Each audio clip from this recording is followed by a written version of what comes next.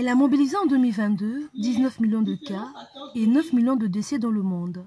Le cancer du sein est l'une des causes de mortalité chez la femme après le cancer du col de l'utérus. Méconnue du public avec des chiffres très alarmants, cette maladie est à l'origine de 2700 cas de décès en République du Congo. Face à ce fléau, la Fondation Tabita Allégresse, avec l'appui technique du Programme national de lutte contre le cancer, a organisé le 25 octobre dernier une campagne de sensibilisation. Faites-vous dépister était le thème unificateur du jour au centre de santé intégré de Mukondo. Aujourd'hui, nous sommes retrouvés au centre de santé intégré de Mukondo afin de sensibiliser le personnel du centre de santé intégré et les habitants du quartier Mukondo, de l'arrondissement 4 Mongali, au cancer du sein. Être sûr que tous les participants aient une information de plus. Quand ces personnes viennent nous contacter, nous regardons ce que nous avons et nous les aidons. Nous demeurons une jeune fondation. Les fonds ne sont pas énormes. Généralement, ce sont des fonds propres. Mais j'avoue que nous avons également des partenaires qui nous financent.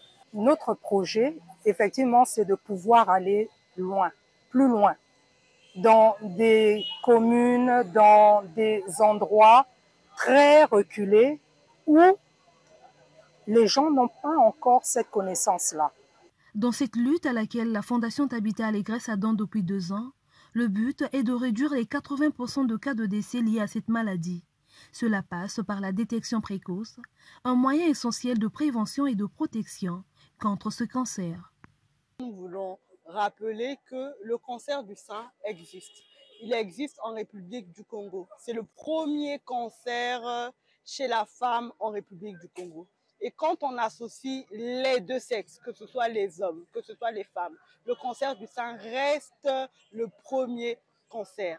Dans les statistiques hospitalières, ça veut dire que dans les hôpitaux, le cancer du sein est la première cause de mortalité par cancer au CHU de Brazzaville. Le traitement du cancer du sein dépend du stade de la maladie. En fonction du stade auquel le patient ou la patiente va se présenter, les différents traitements qui existent, on a des traitements locaux, c'est-à-dire en rapport avec la zone où il y a la maladie, ça peut être la chirurgie, ça peut être la radiothérapie.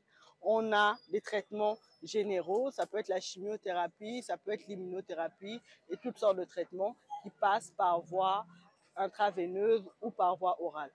L'âge, l'obésité, l'abus d'alcool, les antécédents familiaux et gynécologiques et le tabagisme sont entre autres les facteurs qui contribuent au risque du cancer du sein. Pour se faire dépister, il y a 2 choses. L'examen, qui est la palpation mammaire. La palpation peut se faire par la femme elle-même, donc en réalisant ce qu'on appelle l'autopalpation, ou se faire par le professionnel de santé, au moins une fois l'année, aller en consultation chez son médecin pour réaliser une palpation mammaire. La deuxième chose pour le dépistage du cancer du sein, c'est la réalisation de la mammographie. À partir de 50 ans, les femmes doivent réaliser une mammographie tous les 2 ans. Le cancer du sein touche environ 99% de femmes, quant au 0,5 à 1% des hommes. Et ces femmes ayant pris part à cette rencontre en sortent plus qu'aguerries. J'ai énormément apprécié parce que j'ai été victime du nodule à 2 reprises, mais j'ai eu d'autres informations que je ne connaissais pas, notamment sur tous les nodules ne sont pas cancéreux et quand c'est bénin, on n'est pas obligé de pouvoir subir une intervention chirurgicale et à différents types de stades du cancer.